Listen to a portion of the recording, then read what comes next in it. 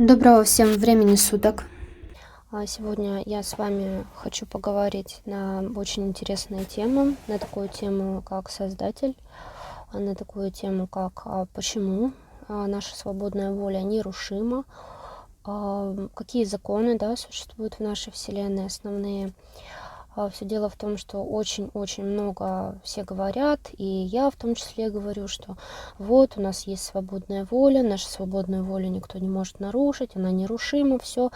Но при этом почему-то никто не объясняет, почему именно воля нерушима, кто придумал такое правило, да, откуда оно вообще взялось и каким образом эта воля остается нерушимой. То есть что является гарантом того, что нашу волю никто не может нарушить. Так вот, сегодня я хочу этот вопрос поднять и объяснить. Не то, что это правило какое-то такое негласное, а именно саму физику того, почему наша воля является нерушимой. Но сначала я хочу поблагодарить тех людей, которые откликнулись на мой призыв по улучшению качества моего звука. Ребята, спасибо всем огромное, кто откликнулся, кто мне помог. Теперь благодаря вам этот ролик уже я записываю на замечательный петличный микрофон. Вот, он является профессиональным. То есть мне его порекомендовали, я его уже немного опробовала. И да, ну, по крайней мере, мне кажется, что качество звучания этого микрофона гораздо выше. И я надеюсь, что в дальнейшем, ну, как бы и вам будет гораздо более приятнее слышать записи на нормальную аппаратуру, да, нежели на обычную пользовательскую гарнитуру. Вот. Еще раз, ребята, всем, кто откликнулся, всем, кто помог мне с данной покупкой, огромнейшая благодарность. Ну, а мы начнем. Первое, давайте разберем, да, кто такой вообще Создатель. Я думаю, в принципе, многие уже знают, может, кто-то не знает, да. Сейчас эта информация начала везде всплывать, когда я в свое время, лет 13 или 14 назад, поняла, кто такой Создатель. На тот момент вообще даже примерно я, по крайней мере, не сталкивалась с подобной информацией. Сейчас как бы такой информации очень много вокруг, но тем не менее.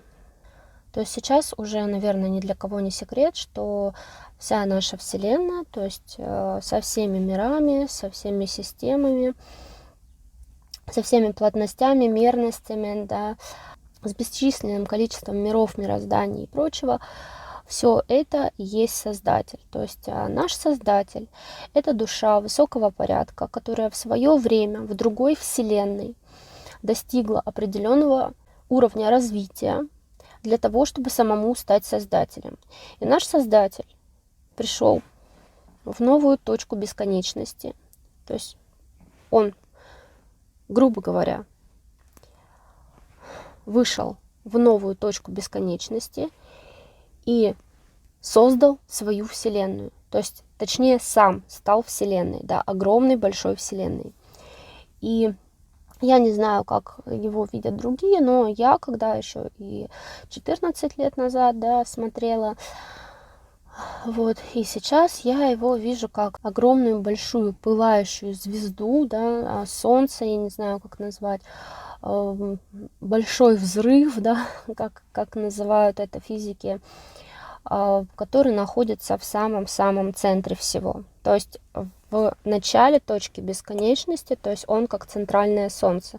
И это я сейчас имею в виду не нашу так называемую Солнечную систему, да, вокруг которой тут в этой параллели все вертится. Нет, это имеется в виду полностью вся Вселенная, со всеми мирами, со всеми параллелями, со всеми плотностями, со всем, и как в центре, как вот в курином яйце, да, в центре, как желток, то есть идет наш Создатель. Кстати,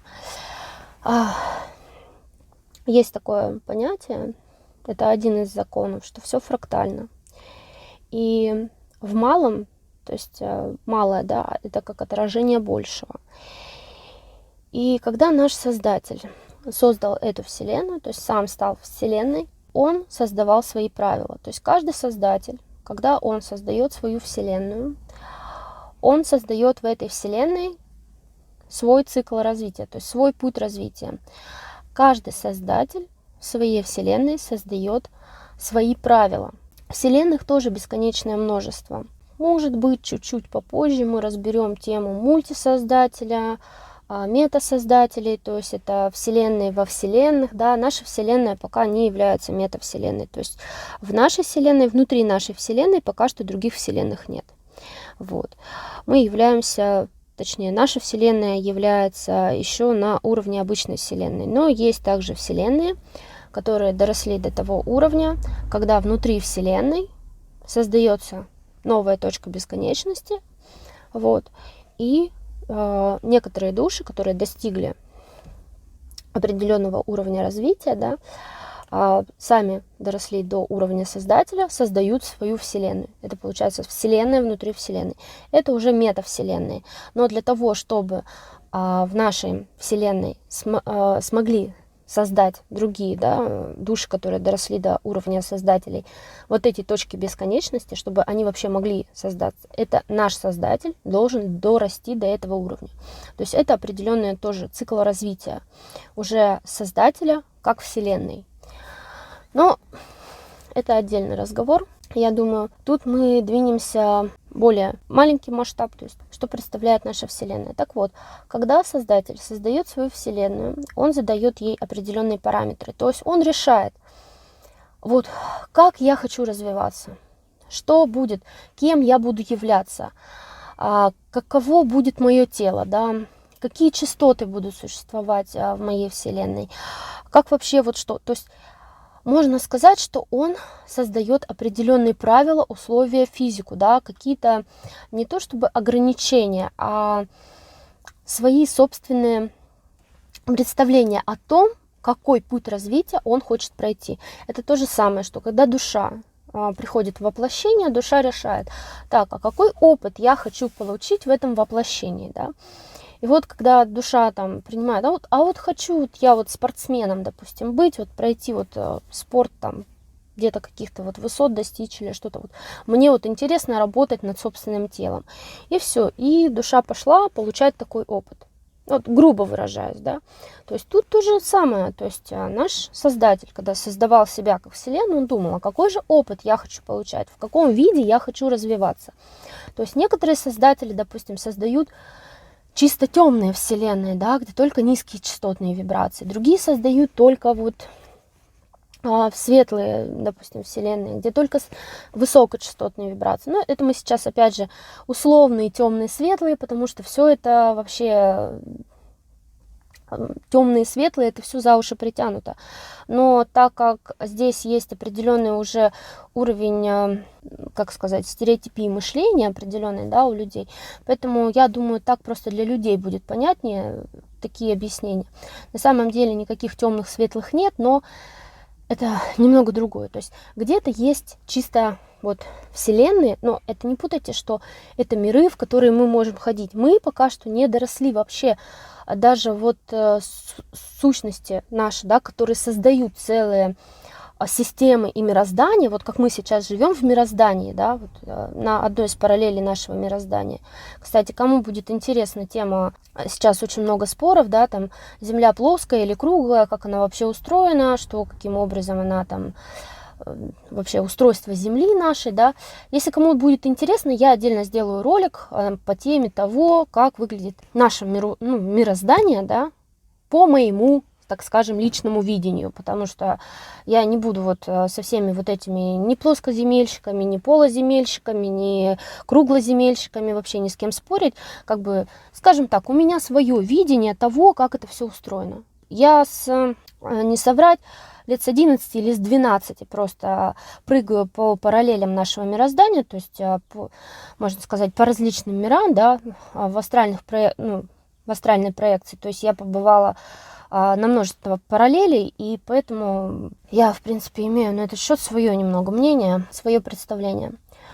Так вот, понимаете, да? То есть даже уровень душ, которые достигли того уровня развития, что они создают целые мироздания, на которых потом приходят воплощаться души, то есть даже они между вселенными ходить пока не могут. То есть у них еще недостаточный уровень развития. Хотя я слышала, что все-таки были души, да, определенные, которые перемещались с одной вселенной в другую. Но также я вам могу сказать, что даже не во всех вселенных, не все, да, создатели, вот, не все вселенные даже идут по пути развития органики, вот как у нас, да, здесь воплощение там в телах, там еще что-то, то есть, а есть вселенные, где в принципе нет никакой органики, нет никаких там вообще другие плотности, там вообще все по-другому, там может даже плотностей нет, там вообще абсолютно другое устройство вообще всего, то есть наша вот такая. У нас вот такой замок выстроен. Там вообще другой дом, каркасный. У нас там трехэтажный, у них там одноэтажный, а у кого-то 20-этажный, понимаете? И у каждого своя архитектура.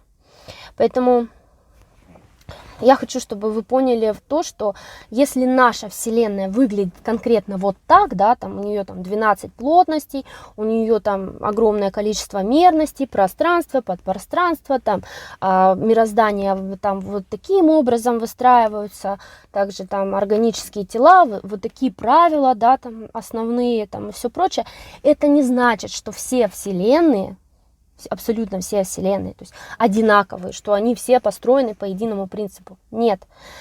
А тут вот у вселенных, то есть у каждого создателя, да, вселенной тоже свой принцип развития. То есть каждая из вселенных, каждая там душа – это творец. Творец, который решает, да, который созидает, который занимается процессом творчества. То есть и он создает что-то свое, что-то индивидуальное, то, что ему нравится, то, что его вот по его душе, да, по его внутреннему. Так вот, давайте дальше. Вот наш создатель решил создать вот такой каркас. И он у себя здесь, да, задал определенные параметры. То есть параметры, во-первых, частоты, то есть это диапазоны волн, да, вот именно то, что мы сейчас называем там низкие частоты, высокие частоты, да.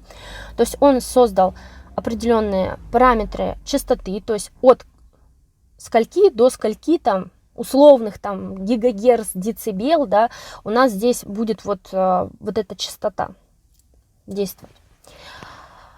Это физика, касается физики. Далее есть 3 таких закона, которые в нашем конкретной, вот в нашей Вселенной действуют.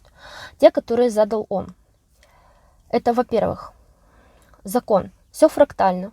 Для того, кто не знает, что такое слово фрактальность, окей, Google. Все фрактально. То есть меньше похоже на большее. Это очень условно. Но почитайте, что такое фрактал. Далее. Энергия материи подчиняется энергии духа. Это сейчас разберем попозже. Вот, энергия материи подчиняется энергии духа. И как раз-таки 3-й закон основной – это свобода воли каждой искры. То есть каждая душа имеет свободу воли. То есть никто не имеет права решать за саму душу, каким образом эта душа будет развиваться, какой опыт эта душа будет получать. И давайте мы с вами хотя бы 2 основных закона сейчас рассмотрим. Да? Это то, к чему мы приходим, почему наша воля нерушима.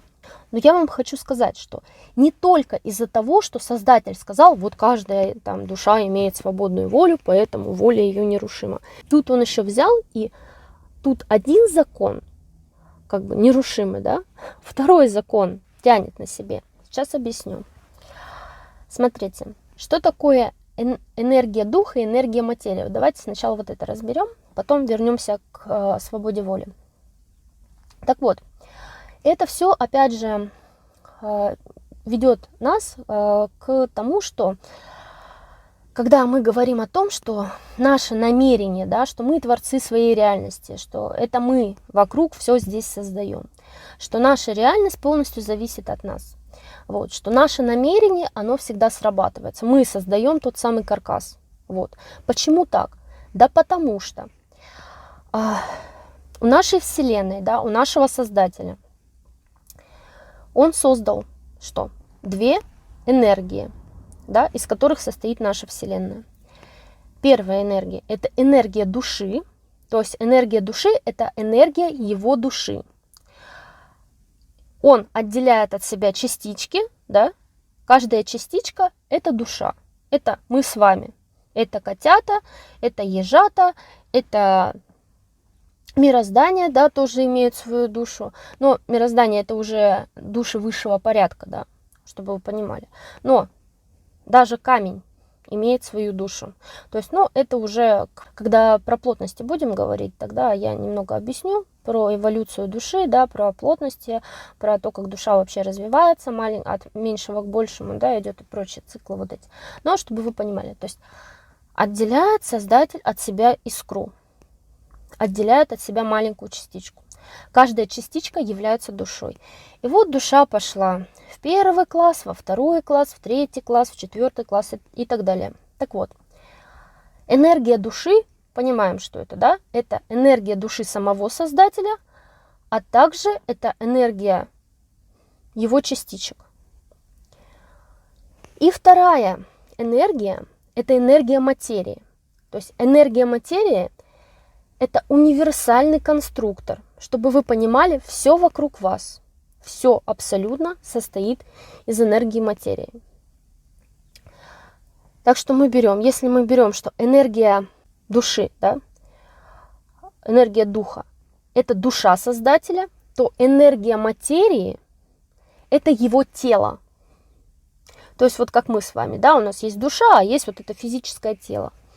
Так вот, энергия материи – это универсальный конструктор. Это, я называю это единица Творца. Первочастица, то есть это энергия, которая состоит из первочастиц. То есть представьте, да, все состоит из атомов. Сами атомы состоят там из электронов, протонов и т.д. и т.п. То есть эти же частицы, в свою очередь, состоят из еще более мелких частиц. И самая-самая мелкая частица, да, вот энергия, вот именно, это частица энергии уже. Я ее называю первочастица Творца. То есть это энергия, как раз таки частица энергии, материи, универсальный конструктор, из которого состоит абсолютно все.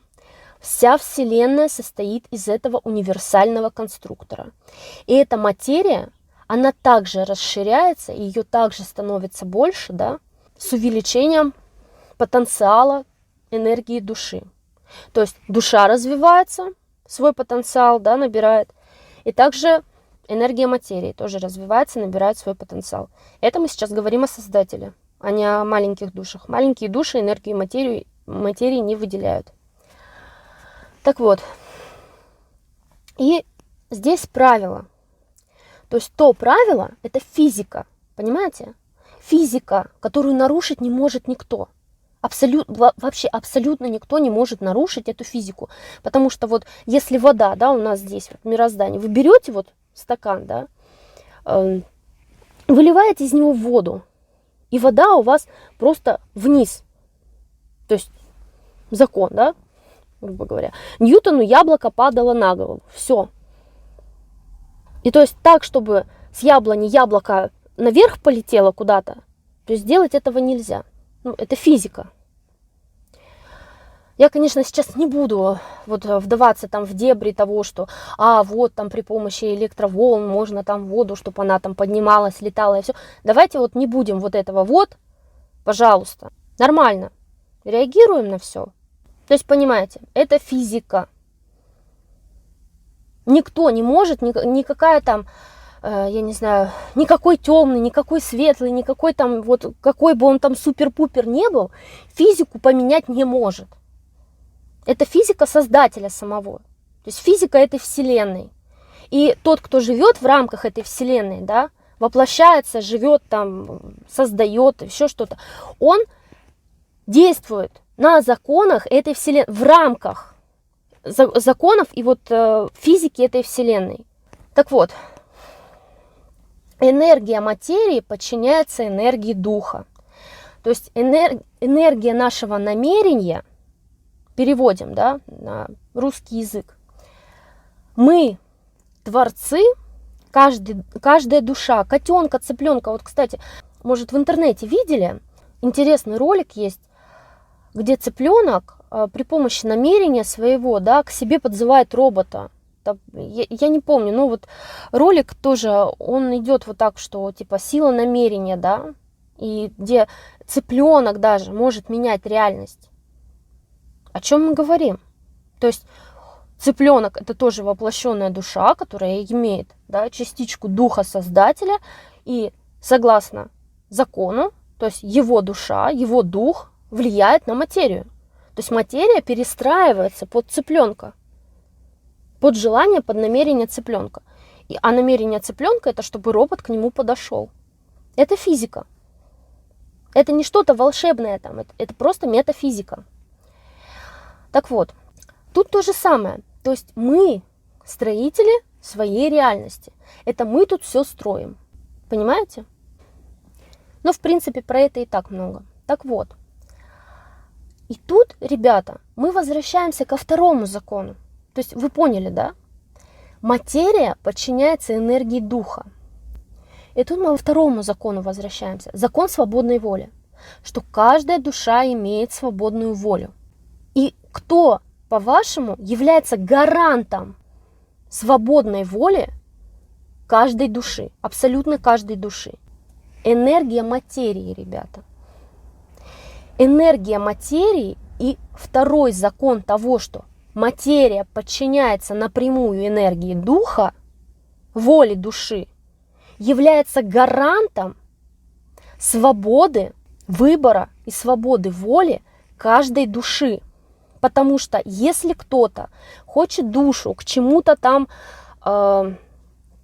принудить, если кто-то хочет с душой чего-то сделать против воли этой души, понимаете, а душа искренне со всей своей вот внутренней будет говорить, я не хочу этого, да, не хочу, она будет сопротивляться, то сама материя, энергия материи, энергия построения реальности всего, всей физики, всей Вселенной не даст тому, кто хочет нарушить свободу воли души, это сделать. Никак, она просто не выстроится таким образом, чтобы свобода воли этой души была нарушена. Вы понимаете?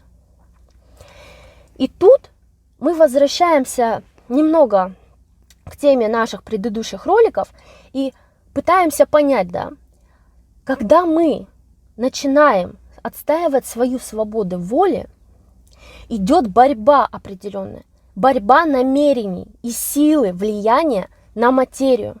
В том плане, что если вы сдаетесь, априори, вы перестаете проецировать энергии материи то, что вы хотите стать свободным. То есть энергия материи по-любому перестроится под ваше желание.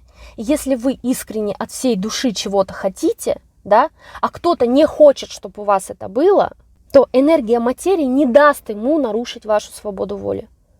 Не даст. Это гарант. Это гарант того, нерушимый гарант того, что ваша воля будет всегда учтена и будет так, как вы хотите. То есть энергия материи, энергия самой реальности, да, тот конструктор универсальный, из которого состоит абсолютно все, он не даст кому-то там нарушить вашу волю. Он оградит вас от этого. Он обстоятельства сложит таким образом, что у того, кто хочет нарушить вашу волю, ничего не получится. Он споткнется на ровном месте, с ним еще что-нибудь случится, но он не сможет этого сделать. Но тут зависит опять же от того, насколько вы сами осознаете вот это. И тут, я думаю, для многих станет сейчас понятно, если он внимательно слушает информацию, да, и воспринимает, в принципе, пытается хотя бы понять то, о чем я говорю, то он поймет. Вот сейчас, после вот этих объяснений, да, после того, как я рассказала про два основных закона нашей Вселенной, он поймет вообще, как и что устроено, и почему вот то, о чем я говорю в своих видео по теме отключения под ключик, да, почему это все работает. Это физика, это элементарная физика, ребята. Просто элементарная физика, ничего больше. И также я хочу уже больше, сказать для тех, кто очень много людей пишет, что вот Бог, Бог, Бог.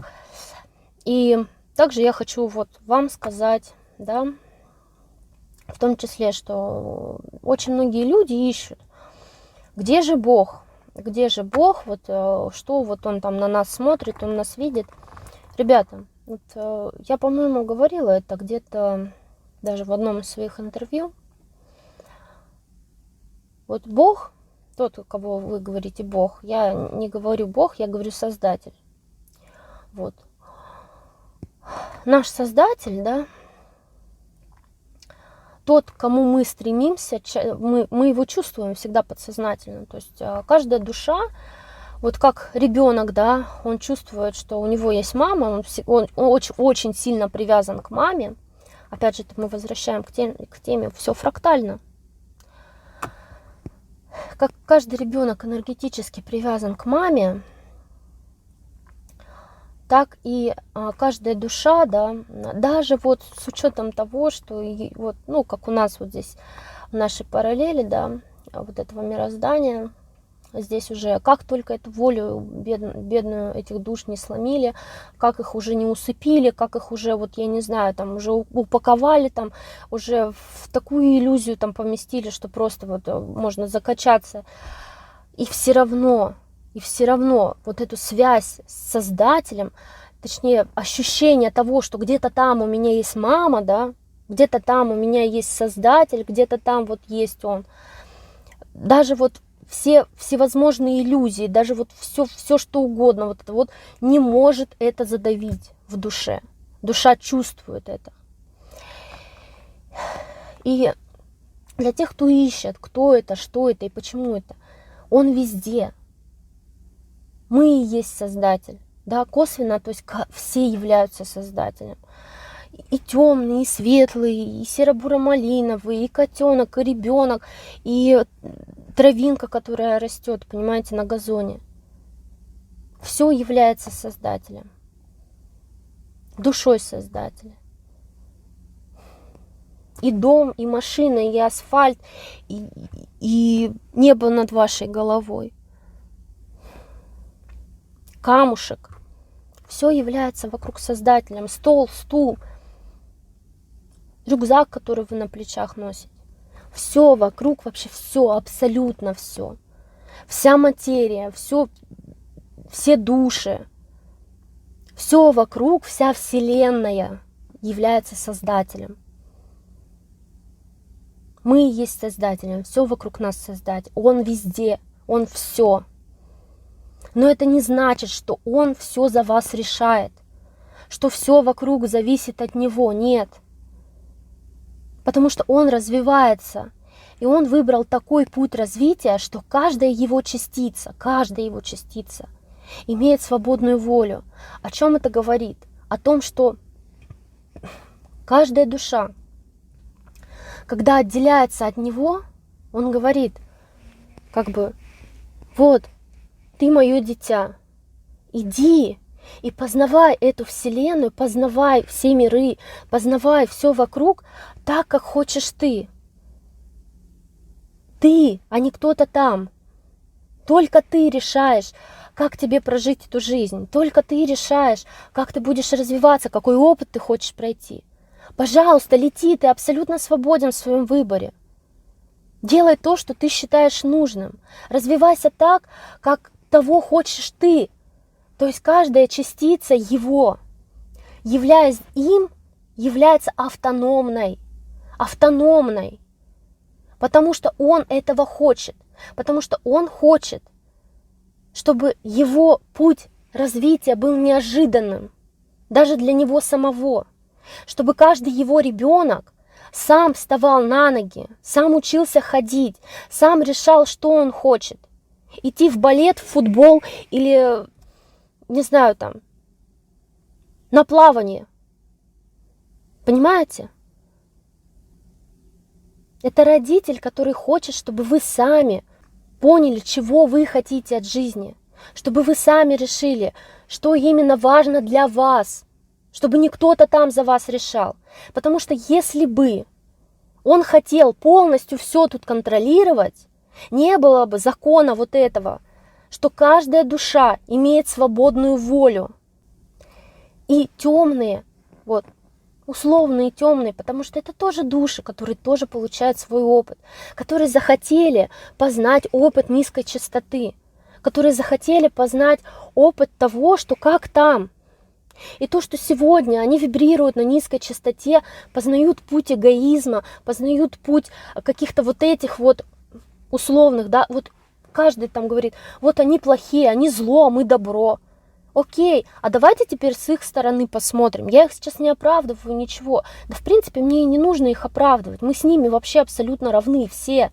И вы, и я, там, и они, и котенок, и ребенок, и листочек, и травинка. Все равно. Нет вот этого вот.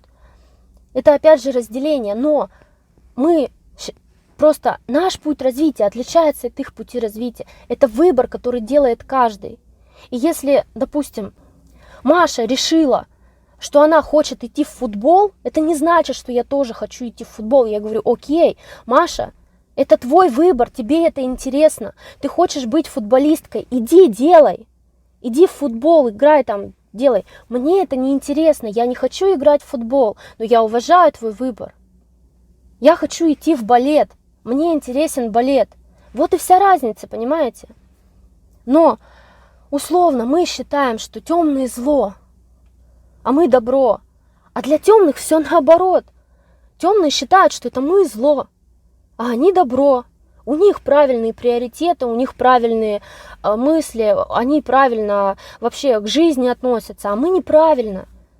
Для них все наоборот. Поэтому, когда вот даже я говорила, да, вот не надо читать всю вот эту штуку, да, там написано, я там хочу идти по пути гармонии, благополучия, бла-бла, там, и читаю темную вычетку, да, и вот, ну я же вот в гармонию, благополучие, там еще что-то говорю, да, почему вот эта вычетка темная? Да потому что для них другое понятие гармонии, благополучия и миру мир.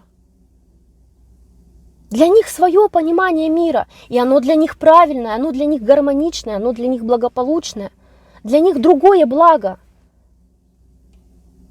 Понимаете? Другое понятие блага.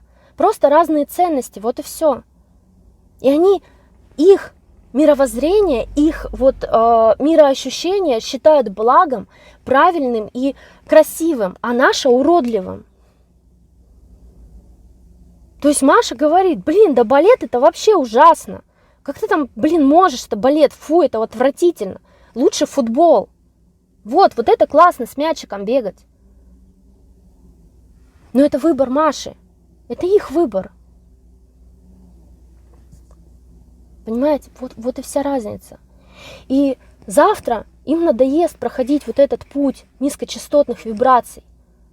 Я не говорю, что, ой, все, теперь их там, давайте с ними обниматься и дружить. Нет. Понимаете?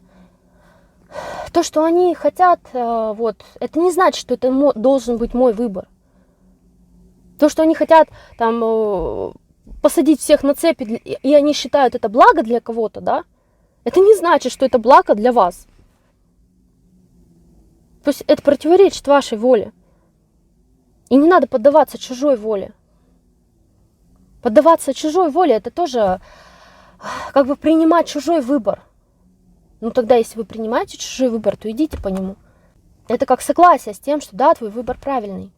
Поэтому, понимаете, понятие добра и зла, оно тоже очень относительно.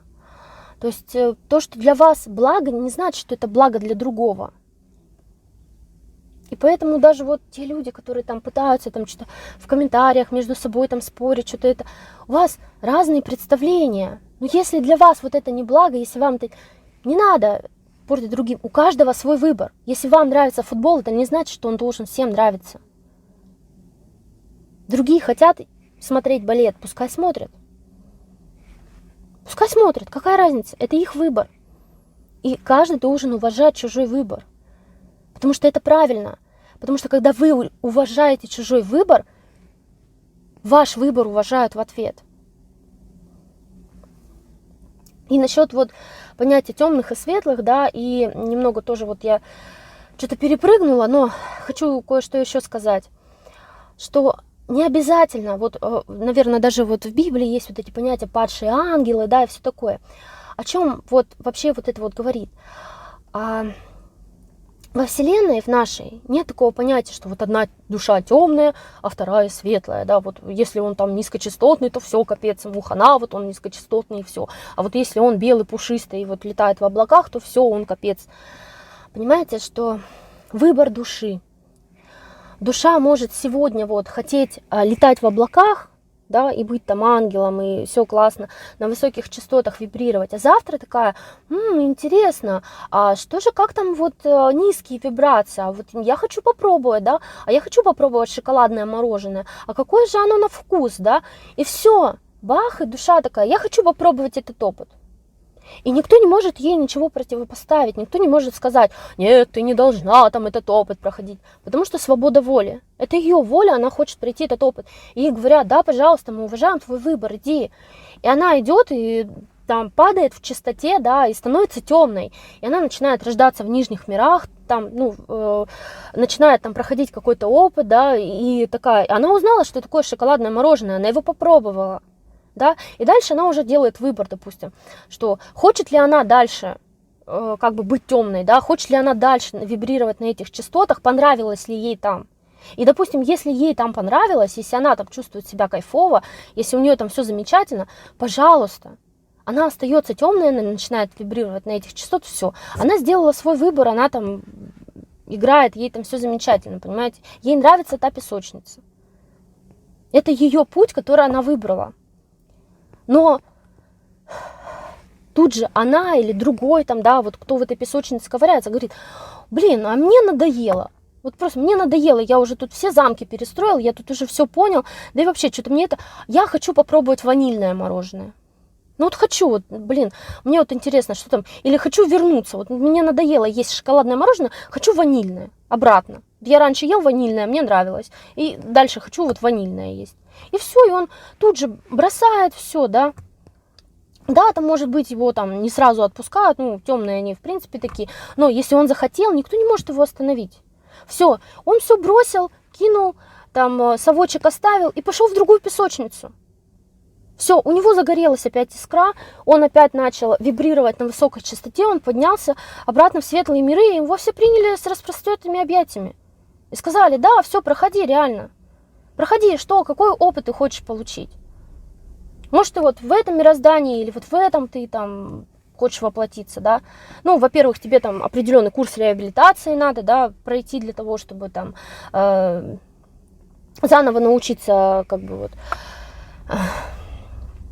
как сказать, перестроить свое внутреннее, да, потому что когда душа начинает смену вибраций, она все равно, ей надо определенную калибровку пройти, чтобы, допустим, если загорается искра, да, вот у темных, то все равно они на уровне души, то есть у них остается вот это вот понятие эгоизма, там всего-всего-всего, то есть, но ей приходится там несколько жизней, да, или как вот проходить для того, чтобы как бы перестроиться немного внутренне под уже новые частоты, во-первых, и под новые внутренние установки, да, и прочее, чтобы ей вот эту вот старую шелуху откинуть. Вот. Это не так, что бах и все, и полетели.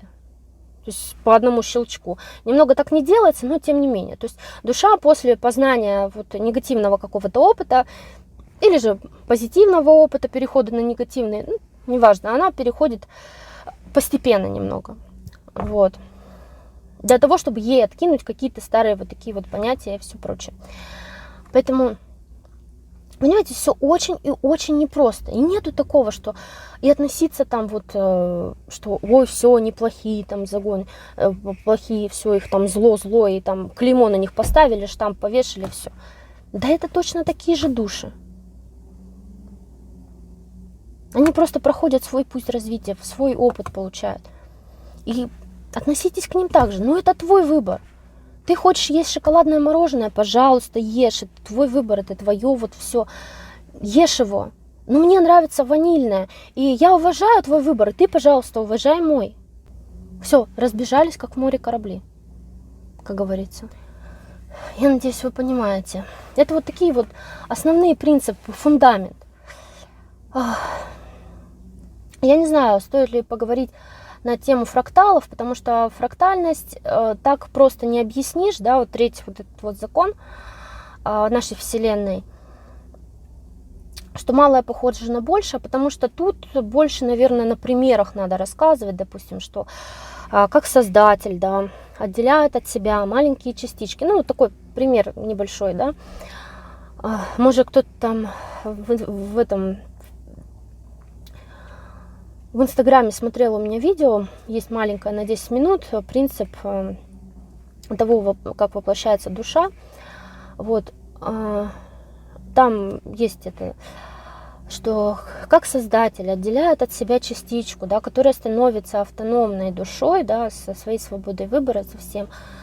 А также фрактально, да, как вот малое похоже на большее, так и принцип нашей души в воплощении. То есть наша душа, она создает, она не отделяет от себя частичку, немного не так это, но она создает определенный как слепок, который этот слепок содержит в себе характеристики, опыт, определенные ценности, да, еще что-то всех воплощений, всего, то есть, ну, всего опыта души, то есть он уже это все содержит. И этот слепок, как отражение, как маленькое вот такое вот новое, да, абсолютно как белый чистый лист, является сознанием, нашим сознанием, которое уже идет на воплощение. То есть наше сознание фактически воплощается здесь. И каждое вот сознание, оно как чистый белый лист. Поэтому я там объясняла, мы не помним, да, прошлые жизни, еще что-то, потому что мы, как сознание, живем вообще первую жизнь. Мы существуем вот только сейчас, мы только здесь родились. То есть как сознание мы не существовали в прошлой жизни, мы не были в посмертии, мы ничего. Нас вот мы сформировались, я не знаю там как сказать, да, наше сознание сформировалось именно вот при вот этом конкретном рождении. Но мы также являемся частью души. И то есть после того, как мы это воплощение проживем, мы также станем частью души. Но тут немного не путайте с Создателем, потому что Создатель не отделяет от себя частицу, чтобы она потом прошла полный там круг, да, вообще всевозможного опыта, доросла, получила очень большой объем потенциала там и вернулась опять, стала Создателем. Ну, имеется в виду, слилась с Создателем, нет. То есть душа, она уже определенный принцип автономии имеет, и тут, наверное, идет то, что сама Вселенная развивается. Там немного другой механизм, но, тем не менее, вот это вот тоже принцип фрактальности, что душа также отделяет от себя, можно сказать, частицу, которая становится нашим сознанием, это сознание проживает вот эту жизнь, да, и потом, когда идет развоплощение, становится обратно одной частью именно с душой. Но здесь немного другое. Наше сознание, оно полностью, оно не автономно, как вот принцип, да, у Создателя. Потому что если у Создателя отделяет от себя частичку, она является автономной, то наше сознание, оно как раз-таки не имеет автономии в том плане, что оно полностью должно быть подконтрольным. То есть каким образом? Душа ведет сознание. То есть это как слепок, это как инструмент, да, определенный. Может, для кого-то это кажется, ой, ужас. Нет, мы как сознание должны полностью осознавать себя душой. То есть вот я, допустим, как сознание, я полностью осознаю себя душой. Я даже не чувствую, что я там какое-то маленькое создание, а кто-то там мной управляет. Нет, это не так, и никто себя так не должен чувствовать. Это опять же возвращение к высшему, низшему я, там еще какой-то ерунде, когда там, ой, там это. И, кстати, под вот этим вот соусом могут как раз-таки перехватывать управление сознанием, да, прикидываясь каким-то там высшим я, или опять же какие-то подключки могут подключаться на непонимание механизма вот этого вот действия. То есть мы и наша душа должны синхронить просто вот на на уровне равно. То есть сознание равно душа. Все, то есть мы должны чувствовать себя душой, душа должна чувствовать себя сознанием. То есть воплощенным здесь. Это должен быть просто вот нереальный синхрон. Понимаете? И мы как сознание, ну вот, находясь даже в этом сознании, то есть мы должны, по сути, иметь доступ, управление к другим своим телам, энергетическим телам, то есть которые находятся в более высоких мерностях. Как-то вот так. Но нам здесь, вот опять же, да, я говорила, сейчас скажу вот тоже, почему люди не видят тонкий план. Почему многие люди не видят тонкий план? Потому что здесь нарушается принцип связи сознания и души. Сознание остается одно само по себе. А так как сознание является ведомым, то есть сознание не знает, что оно хочет, сознание не знает, какой опыт оно пришло получать сюда, да, то есть душа знает, какой опыт она пришла получать. Сознание этого не знает. И получается, что сознание, как маленький ребенок, а я не знаю, что мне делать, я не знаю, как мне быть. Вот. Я не знаю, куда мне стремиться, я не знаю, куда мне там идти. И приходит хорошая подключка, да, ну, то есть, и говорит, иди туда, иди сюда. Вот, ты хочешь вот этого, ты хочешь вот того. И сознание, да, я хочу вот этого, я хочу вот того. Потому что сознание, по сути, ему надо руку, которая его куда-то поведет. И этим пользуются. То есть специально вот эти подключки, специально вот это все, оно обрывает связь сознания и души для того, чтобы потом водить сознание за ручку. Понимаете? Это как ребенку нужен родитель, да, для того, чтобы он его держал за руку и вел. То есть ребенок один, если его оставить посреди города, он не знает, куда ему идти и что ему делать. Ему нужен взрослый для того, чтобы как-то его куда-то вот проводить и что-то вот сделать. Я имею в виду маленького ребенка сейчас. Вот. Так что вот так вот, ребята. Как-то. И многие люди сейчас вот мне также пишут, да, и так я знаю очень многих людей, когда начинают отрывать все эти провода, все это убирать, как бы от всего этого избавляться, они начинают видеть тонкий план. Видеть тонкий план, у них восстанавливается связь между душой и сознанием, да. Душа опять начинает вести сознание, получается синхрон. Некоторые из них начинают, там, ну, кому надо, опять же, там, вспоминать прошлые жизни, потому что они получают доступ к памяти души. То есть, по идее, мы должны все это знать. Мы, по идее, должны знать, и кто мы как душа, и откуда мы пришли, и все наши воплощения прошлые, если это нужно, да, как бы, если сознанию интересно. То есть, ко всему этому у нас априори должен быть доступ. То есть, он должен быть. Мы должны помнить, кто мы такие, да, в воплощениях. Но здесь, когда нарушается вот эта связь, поэтому дети помнят, вот некоторые дети, они помнят прошлые жизни. Они помнят, кто они, чего, откуда они пришли и прочее. А потом со временем они это забывают. Потому что связь вот эта рвется со временем. То есть ребенок набирает подключки, ребенок набирает программы при помощи еды, при помощи других замечательно. Тут очень много средств для того, чтобы обрывать вот это вот сознание, связь сознания и души. Да? Вот. И все, и он забывает это все. Потому что он больше не имеет доступа к памяти души.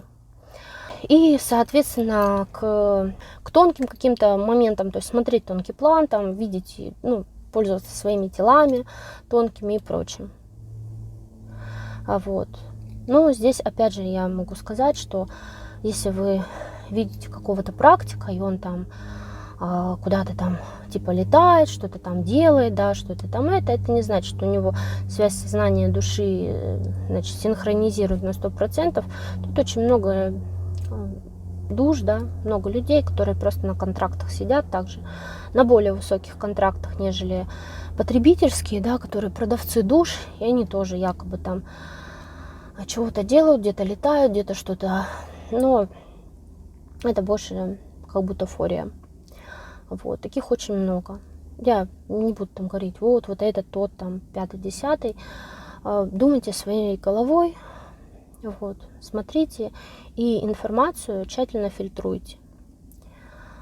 Как бы, когда ты знаешь основные принципы, как вот это вот все действует, как вообще все устроено, вычислять их просто проще простого. И когда отключаются в том числе подключки, вот это вот все восстанавливается, связь между душой и сознанием, то человек начинает замечать, да, то есть уже у него внутренняя чуйка начинает работать. На продавцов душ, на многое другое, на информацию, то есть вот она бах и не идет, и не заходит. Но насчет информации, кстати, и того, что такое кодировки, да, в информации, то, что как вообще энергетически, да, информация вся выглядит, и все это, ну, уже тема отдельного ролика, потому что я опять же много уже наговорила. Я думаю, нужно закругляться в записи.